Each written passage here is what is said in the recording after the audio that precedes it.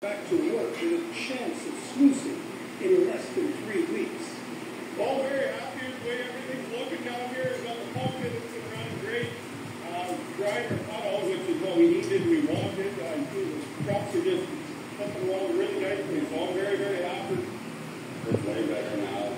The water's finally dropped a little bit, so hopefully no more getting stuck. I'd love to start off with brand new equipment, but I do not have enough capital. So we'll make it with what we got and just work and work it. It's starting to look like a real mine now.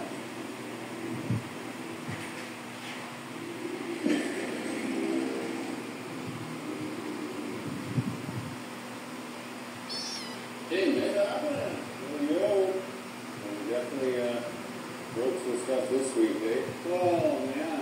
Yeah, that frost is unreal out there. It's tough. An expensive battle against frozen ground has forced Park to shut